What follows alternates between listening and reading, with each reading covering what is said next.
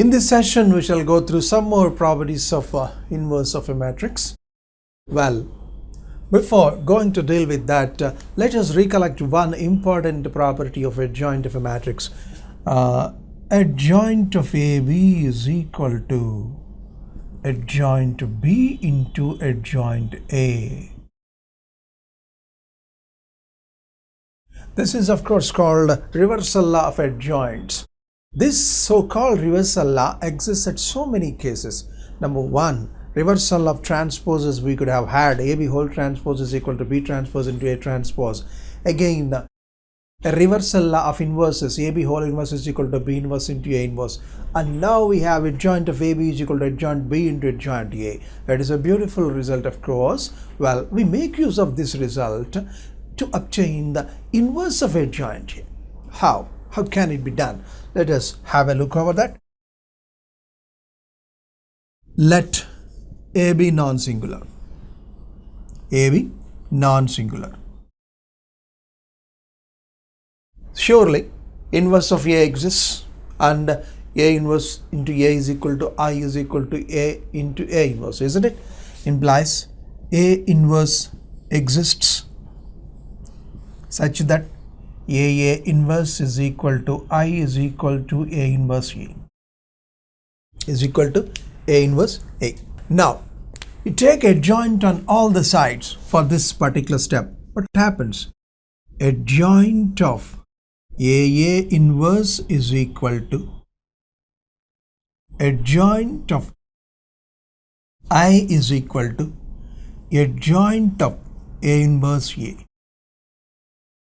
Therefore, by this particular condition or a result, we will be in a position to write this adjoint of A inverse as adjoint of A inverse into adjoint A is equal to, what is adjoint of I? I is equal to adjoint of A into adjoint of A inverse. Well, you call this some B, this C. What do you have? BC is equal to I is equal to CB, isn't it?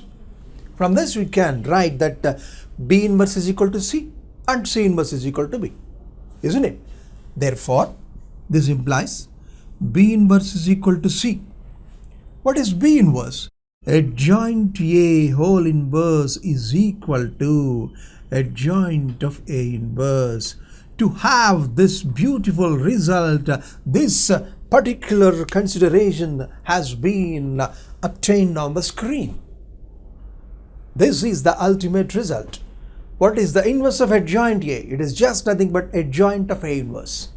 Adjoint of A inverse. So, this is a beautiful property of inverse of a matrix, of course linked with the adjoint.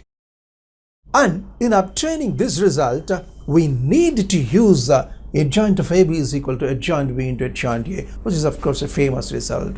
So this can also be thrown under the heading properties of inverse of a matrix, from which we can see that adjoint A whole inverse is equal to adjoint A inverse. Well, there are some more beautiful properties regarding the same we shall now be looking at.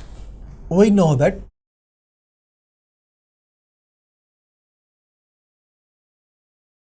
A into adjoint A is equal to det A into I is equal to adjoint A into A.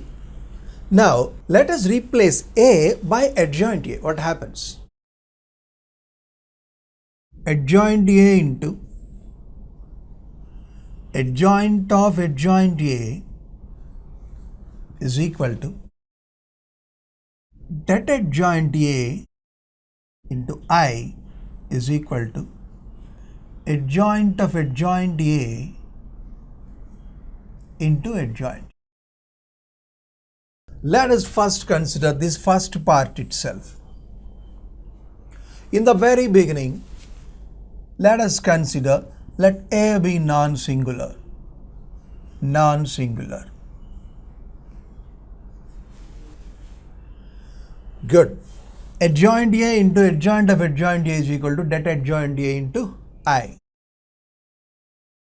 Implies adjoint A into adjoint of adjoint A is equal to det A power n minus 1 into I. Because we could have already proved that det adjoint A is equal to det A power n minus 1 provided A is non-singular, and of course we have started with that assumption. Well, let me pre-multiply this step with A. What happens?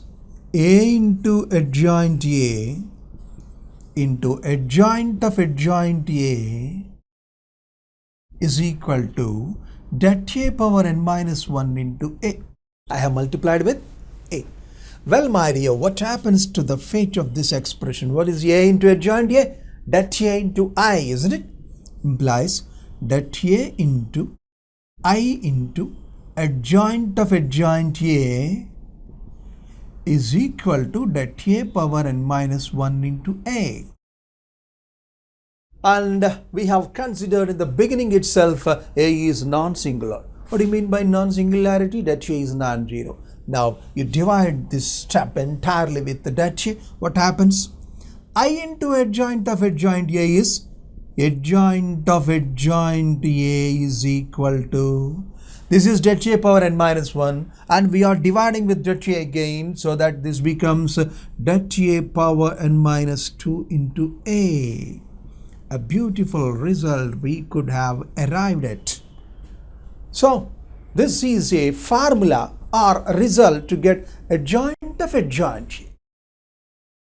Unless you know this formula, to construct adjoint of adjoint A becomes a tedious job.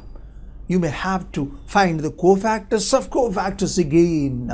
It is a tedious job. Therefore, to have adjoint of adjoint A, we hereafter shall use the formula det A whole power n minus 2 into A. To get this result only, we could have considered all this. Therefore, this is a beautiful formula or result or technique, whatever you call, to find adjoint of adjoint A is equal to det A power n minus 2 into A. Det A power n minus 2 into A. And of course, even we can have det adjoint of adjoint A. How can we have it? In the next discussion, we shall be going to have it. Please understand these steps and keep them in your mind so that they might have been recollected as and when they are needed. One more result regarding the same. We could have just shown that adjoint of adjoint A is equal to det A whole power n minus 2 into A, where n is of course the order of the square matrix. That is A is an n by n square matrix. Now you consider determinant on both the sides.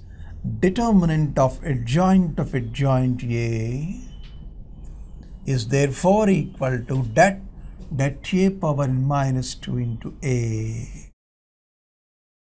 Let me call this number some k. This det A whole power n minus 2 some k. We could have already known that det Ka is equal to k power n into det A. Am I right? Therefore, this is det A whole power n minus 2 whole power n into det A. This is equal to det A power n minus 2 into n square minus 2n into det A. This is det A power 1. And you add these two powers, what are you going to have? N square minus 2n plus 1, and it is just nothing but det A whole power n minus 1 whole square. Det A whole power n minus 1 whole square. How beautiful it is. So, the ultimate result, rather the fruit of this discussion, is that adjoint of adjoint A is equal to det A whole power n minus 1 whole square. How simple it is, how slim it is to look at. Yes, of course, we will be in a position to use it very conveniently. If a square matrix, a non-singular matrix has been given, And if you're asked to have det adjoint of adjoint A, then it is nothing but det A whole power n minus 1 whole square. Yes, it is.